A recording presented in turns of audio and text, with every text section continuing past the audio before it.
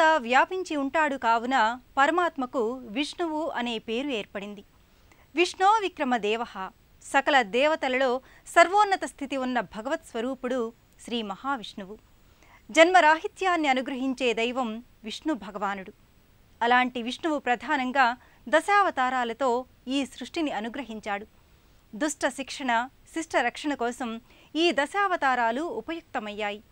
ఈ 10 అవతారాల పరమాత్మ తన రూప, గుణ, లీల, మహిమా విశేషాల్ని చాటడానికి మరెన్నో ఆకృతులలో నామధేయాలతో వర్ధిల్లుతున్నాడు. ఆ పరంపరలోనిదే వరదరాజస్వామి మూర్తిమత్వం. కేంద్రపాలిత ప్రాంతమైన పుదుచ్చేరిలో విల్లియనూర్లో నెలకొన్న శ్రీ పేరిందేవి సమేత వరదరాజ పెరుమాళ్ ఆలయం ఎంతో విశిష్టమైనది. పౌరాణిక, చారిత్రక ప్రశస్తిగాంచిన ఈ దివ్యాద్భుత వైష్ణవ ఆలయ విశేషాల్ని నేటి కార్యక్రమంలో తిలకిద్దాం.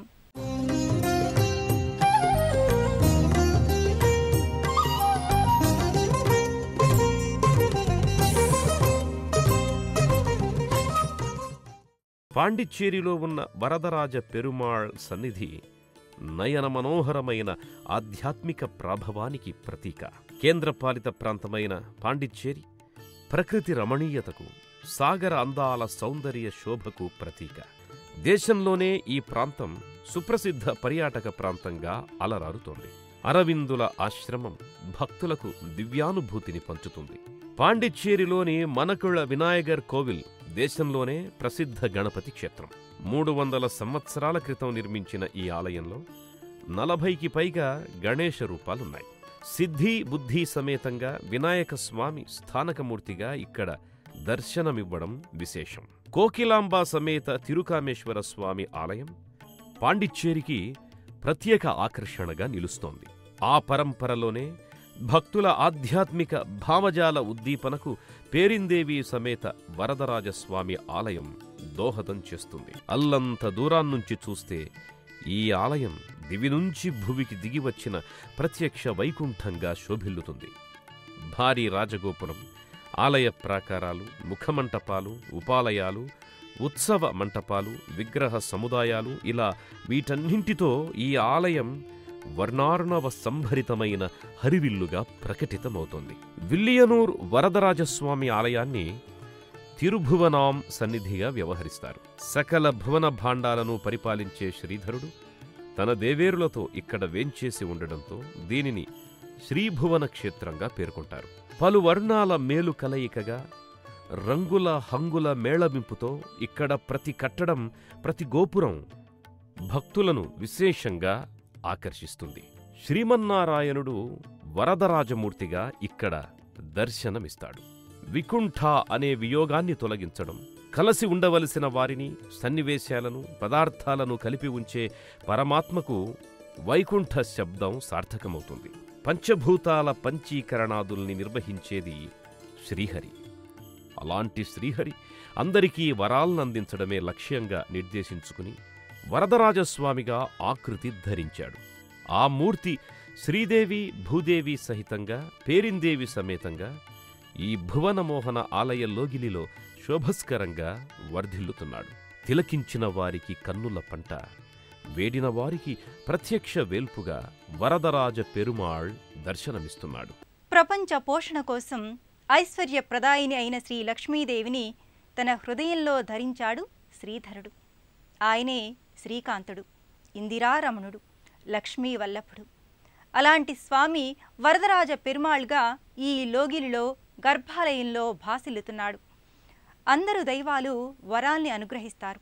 కానీ ఆ వరాల దేవతలకే వరాలనిచ్చే వరాల వేలుపు విల్లియనూరు వరదరాజస్వామి. గర్భాలయంలో వరదరాజ పెరుమాళ్ స్థానక భంగిమలో చతుర్బాహువులతో ఉంటాడు. శంఖచక్రాలను ధరించినట్టుగా ఎగువ హస్తాలు ప్రకటితమవుతాయి. దిగువ హస్తాలు అభయ కటిహస్త ముద్రలతో తేజరిల్లుతున్నాయి. వరదరాజులకు ఇరువైపులా శ్రీదేవి భూదేవి విగ్రహాకృతులుంటాయి. తిరునామాలను ధరించి తన్మయ శోభితంగా స్వామి దర్శనమిస్తాడు. స్వామి ధరించిన చక్రం తేజస్సుకి ప్రతీక. స్వామి చేతిలోని చక్రం ముద్దకట్టిన అగ్నిశిఖ అని మహాభారతం వర్ణించింది.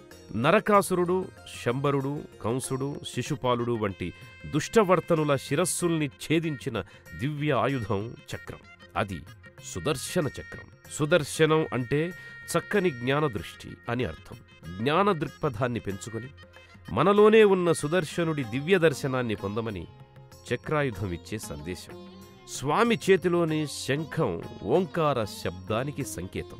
సత్ప్రవర్తనతో మెలగుతూ పవిత్రంగా జీవించాలని, ప్రాపంచిక విషయాల నుంచి పరమాత్ముడిపైకి మనస్సుని మళ్లించాలని శంఖం సందేశమిస్తుంది. దివ్యమంగళ సమ్మోహనమూర్తిగా వరదరాజస్వామి సకల అలంకారాలతో, అనేక ఆభరణ విశేషాలతో గర్భాలయ లోగిలిలో భక్తులకు దర్శన భాగ్యాన్ని అనుగ్రహిస్తున్నాడు.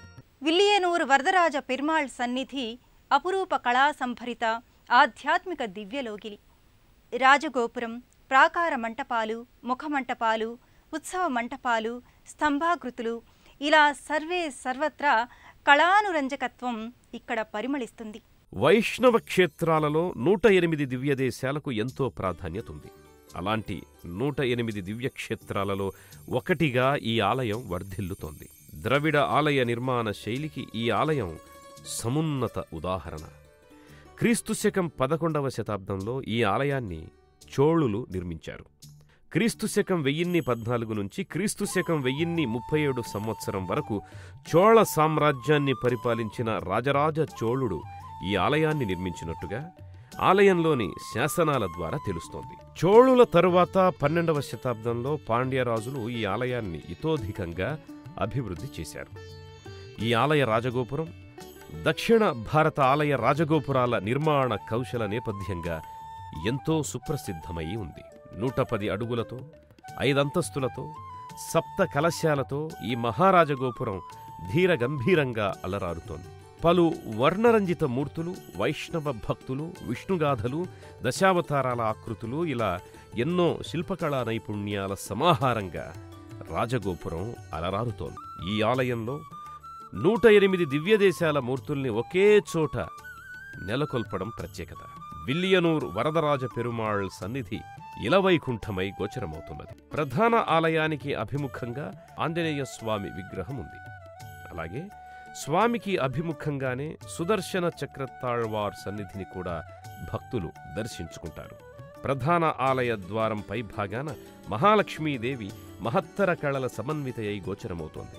ఈ క్షేత్రంలో మహాలక్ష్మీదేవి పేరిందేవిగా, పరమపావన సాత్వికమూర్తిగా ప్రత్యేక ఆలయంలో భక్తులకు దర్శనమిస్తోంది.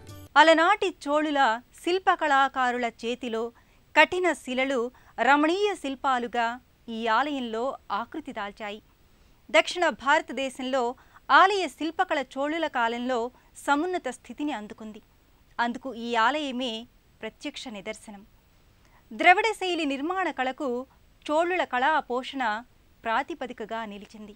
విల్లియనూరు కళా ప్రాభవాలకు, ఆధ్యాత్మిక సంపదకు వెల్లువగా భాసిల్లుతోంది. ఈ ఆలయంలోకి అడుగు పెట్టగానే భక్తులను అవ్యక్త అనుభూతి చుట్టుముడుతుంది. ధనుర్మాస శోభతో, తిరుప్పావై గాన మాధుర్యంతో ఈ క్షేత్రం ముస్తాబయ్యింది. ఈ సన్నిధి వైష్ణవ దివ్యధామానికి నిక్కమైన ప్రతీకగా గోచరమవుతుంది. శ్రీరామ పట్టాభిషేక వృత్తాంతానికి సంబంధించిన శిల్పాకృతులు వర్ణబంధురంగా అలరిస్తాయి. వైష్ణవ మతోద్ధారకులైన పన్నిద్దరాళ్వార్ల పంచలోహ విగ్రహాకృతులు ఆలయానికి ప్రత్యేకతను ఆపాదిస్తున్నాయి. ఈ ధనుర్మాసంలో పన్నిద్దరాళ్వార్లకి ప్రత్యేక కైంకర్యాలను నిర్వహిస్తారు. విష్ణుచిత్తుని కుమార్తె తిరుప్పావై కర్త శ్రీవ్రతాన్ని ధనుర్మాసాన ఆచరించిన ఆండాళ్ కోవెల ఈ సన్నిధిలో మరో ఆకర్షణ.